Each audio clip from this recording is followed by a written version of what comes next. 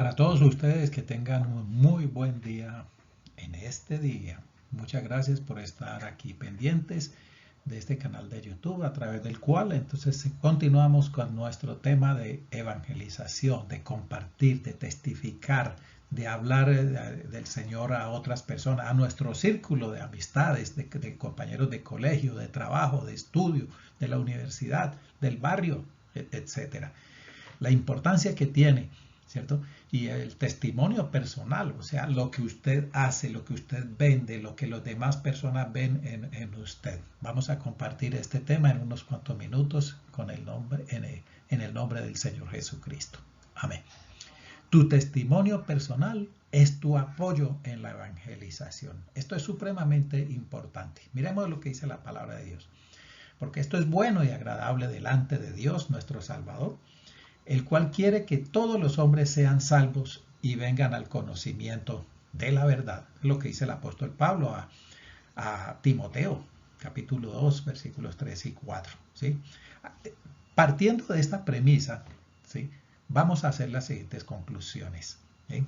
En Mateo 28 también se nos exhorta, ¿cierto? Se nos comisiona para evangelizar, ¿sí?, para que llevemos a todos los rincones de donde estemos, ¿cierto?, a todas las personas que nos topemos en el día, ¿sí?, llevar el mensaje de la evangelización. Esa es la gran comisión.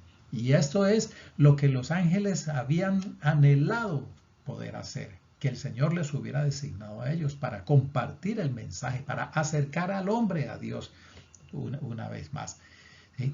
Pero ese privilegio se lo dio a usted, mi hermano, a usted, a mí, nos dio ese privilegio a nosotros, así que nosotros tenemos que corresponder sencillamente, ¿sí? Entonces, la Biblia está llena, ¿cierto? La Biblia está llena de textos donde se nos habla acerca de esto y de tantos personajes que llegaron a conocer. ¿Por qué? Porque en algún momento, ¿sí?, alguien les habló del Señor.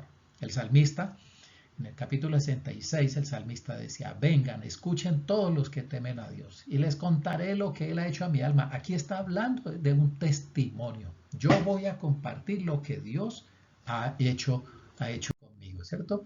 De manera que vamos a tomar estos tres casos nada más, ¿cierto? Donde el testimonio personal, siendo que no es el evangelio, sí es el gran ingrediente para presentarlo, ¿sí?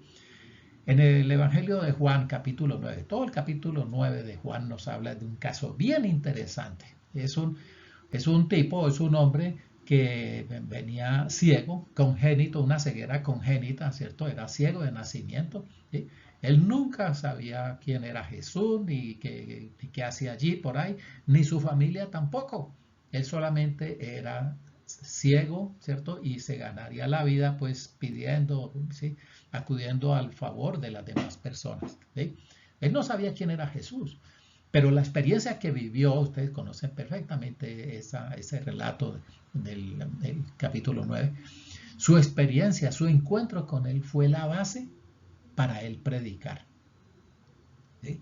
Si ustedes leen todo el capítulo 9, ¿sí?, se formó toda una controversia en torno a esto, ¿sí?, porque él fue allá donde todo el mundo le conocía y que era ciego de nacimiento, y sin embargo siempre, aún viendo la situación, sabían quién era él, ¿cierto? Sabían que él era invidente desde que había nacido. Él nunca había visto a nadie, a nada.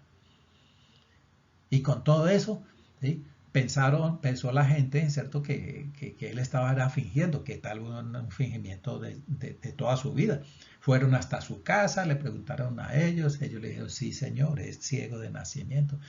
Pero ¿quién es ese que está hablando? Es ese que está allá, que ¿sí? me untó barro en los ojos y ahora estoy viendo. Mire, a mí no me interesa quién era él y toda cosa. El caso es que yo ya estoy viendo. Así sencillamente lo sacó. Y ese fue la base de su testimonio. De ahí en adelante comenzó a evangelizar, a hablar de Jesús. Ahora ya él sabía quién era Jesús. Ya él sabía las cosas que podía hacer ese Dios, que él era el Hijo de Dios, ¿sí?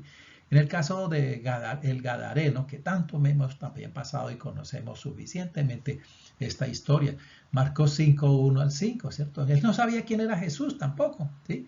Es más, cuando Jesús se acercaba, ¿cierto?, que él llegó a la playa y todas cosas, sí, y llegó hasta ese lado de la Decápolis, ¿cierto? Porque era una región de 10 ciudades, ¿cierto? Apareció un loco, se vino en contra de él, arremetió con una piedra, ¿sí? Contra Jesús. ¿Sí?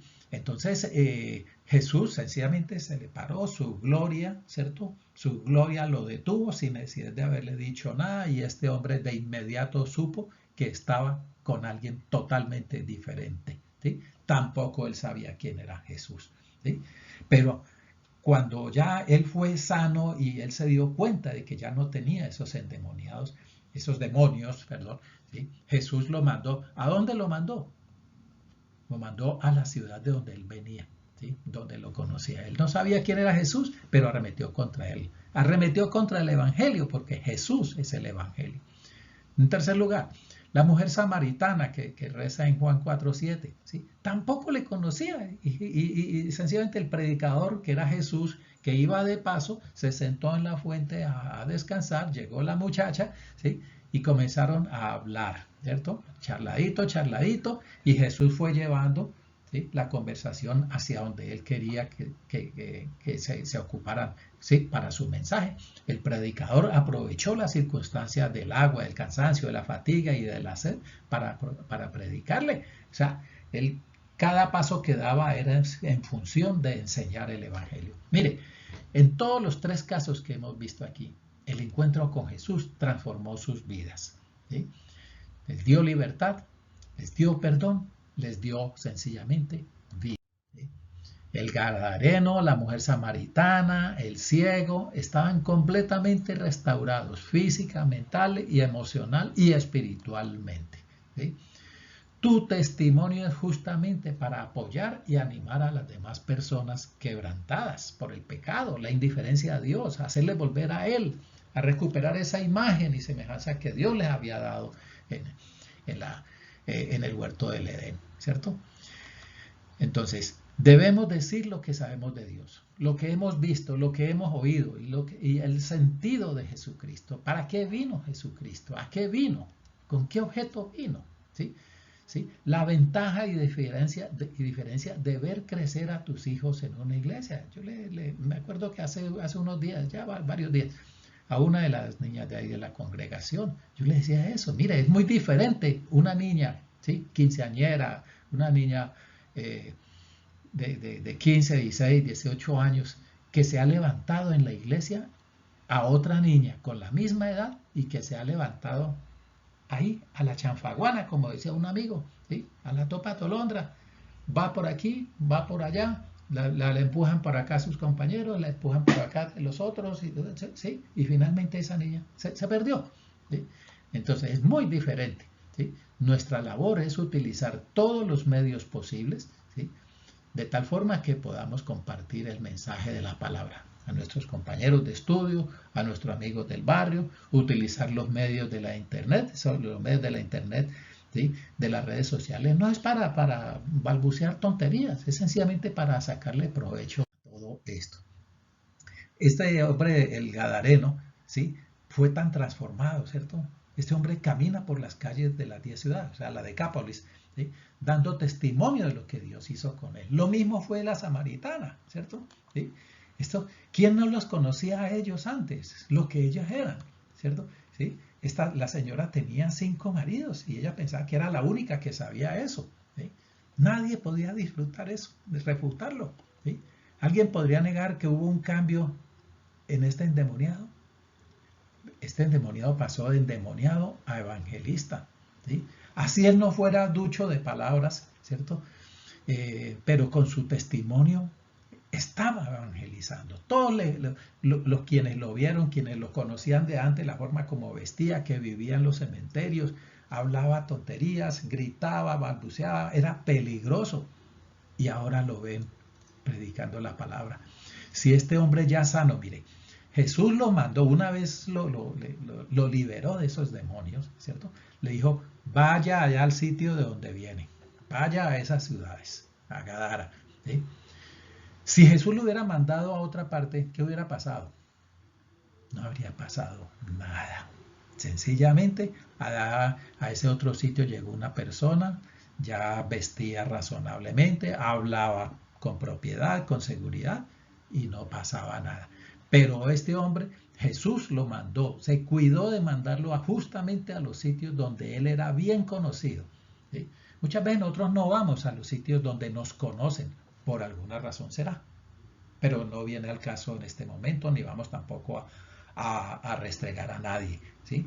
A este gadareno lo mandó al sitio donde lo conocían, de tal forma que las personas se hubieran dado cuenta de esa transformación tan brutal que se dio en este hombre. Ahora era una persona, antes era un animal, ahora era una persona recta, era una persona que predicaba el mensaje de la palabra, ¿sí? Y no tenía necesidad de muchas palabras, sencillamente usted me conoce, sí, y ahora ya me está viendo de otra manera. ¿Por qué? Porque tuvo un encuentro con el Señor Jesucristo, ¿sí?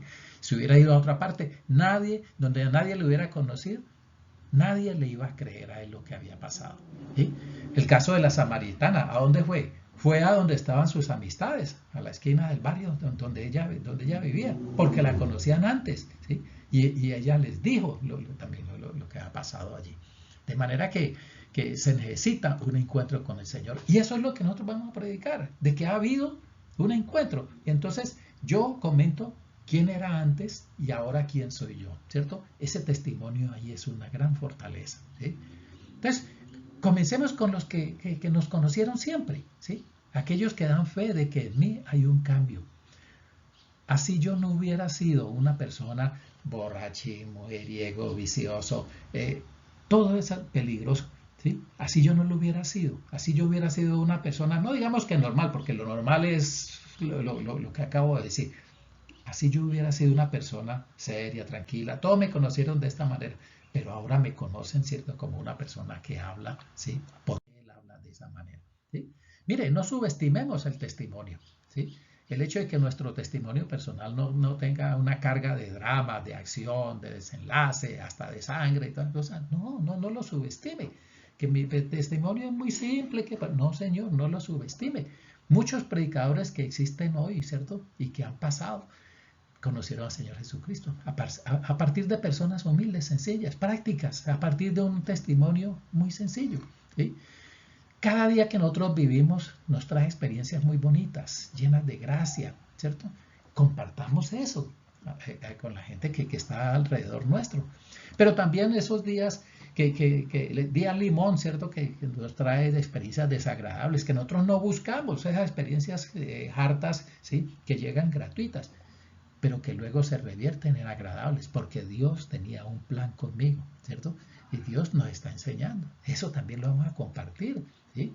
¿Se acuerdan cuando estábamos niños, ¿cierto? La mamá nos regaña por algo, por alguna tontería, pero para nosotros no era tontería y entonces nos dolía tanto que la mamá nos hiciera un regaño.